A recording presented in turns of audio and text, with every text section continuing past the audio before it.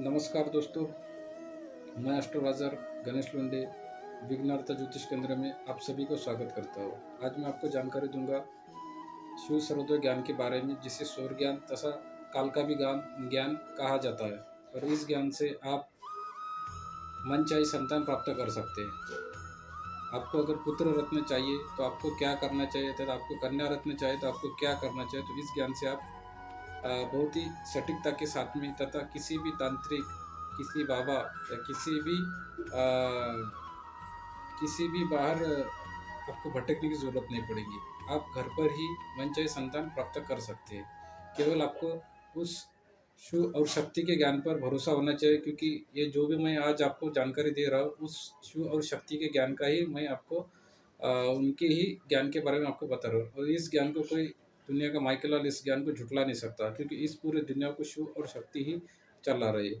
इनके ज्ञान को कोई झुठला ही नहीं सकता। जिस तरह कहा गया, ऋग्वेद, अथर्ववेद, सामवेद, यजुर्वेद, इन वेदों में जिस तरह जो ज्ञान की जो बातें कही गई, इसे कोई झुठला नहीं सकता, उसी तरह इस सौर ज्ञान को भी हम कोई झुठला नहीं सकता। तो आज हम सौर ज्ञान के बारे में आपको जानकारी देने की कोशिश करूँगा, क्योंकि सौर ज्ञान के माध्यम से आप मनचाही संतान कैसे प्राप्त कर सकते हैं। तो हमें सबसे पहले समदिन और विषम दिन ये समझना चाहिए।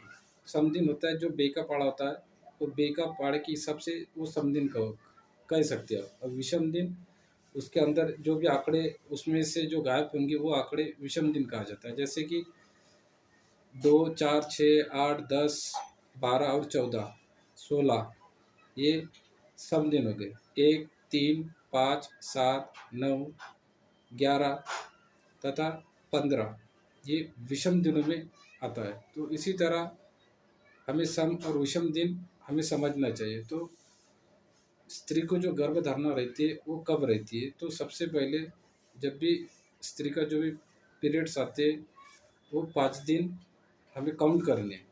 और वहाँ से ही हमें कौन से दिन हमें स्त्री के संपर्क में आना है, कौन से दिन स्त्री के संपर्क में नहीं आना है। तो ये हमें पूरी तरह से अगर जानकारी मिल जाए तो आप मनचाही संतान प्राप्त कर सकते हैं। तो जिन लोगों को पुत्र प्राप्त चाहिए, ऐसे लोगों ने सम दिनों में अपने अर्धांगिनी के साथ में संपर्क में आना है। तो ऐसे लोगों ने 6ठे दिन, 8वें दिन, 10वें दिन, 12वें दिन, 14वें दिन और 16वें दिन, इन दोनों में अगर आप संपर्क में आते हैं तो आपको पुत्र रत्न की प्राप्ति 100% जरूर होगी। और जिन लोगों को कन्या रत्न की प्राप्ति चाहिए वो 5वें दिन, 7वें दिन, 9वें दिन, 11वें दिन तथा 13वें दिन और तथा 15वें दिन, अगर इन दिनों में अगर आप आते हैं संपर्क में तो आपको कन्या रत्न की प्राप्ति होगी। और शास्त्र के अनुसार कहा गया, अगर स्त्री को कंसीव होने के लिए सबसे जो बेस्ट टाइमिंग होता है वो होता है मासिक पाली से लेकर 16वें दिन तक के। अगर आप इन 16 दिनों में अगर आप अपनी पत्नी के साथ में अगर आप रिलेशनशिप अगर बनाते हैं तो इन 16 दिनों के अंदर ही आपको गर्भ धारणा रहने के 1001% चांसेस सबसे ज़्यादा कहा गया है। एक वैज्ञानिक दृष्टि से भी एकदम सटीकता के साथ में लागू होता है। और ये आप 100% आजमाया हुआ एक ऐसी एक गुप्त विद्या है जो हर किसी पे ज़रूर ये पूरी होती है, लेकिन केवल आपको ये एकदम सटीकता के साथ में और जैसा कि अगर उन नियमों का अगर आप पालन कर कर अगर आप ये विधि से अगर आप अपने अर्धांगिनी के साथ में अगर संपर्क में आते तो आपको पुत्र रत्न की प्राप्ति ज़रूर होती है। हाँ, अगर आपको और भी अगर इसके बारे में सटीकता के साथ में अगर आपको जानकारी चाहिए तो मेरे नंबर पे आप कांटेक्ट कर सकते हैं। डिस्क्रिप्शन के अंदर मेरा नंबर दिए वाला है।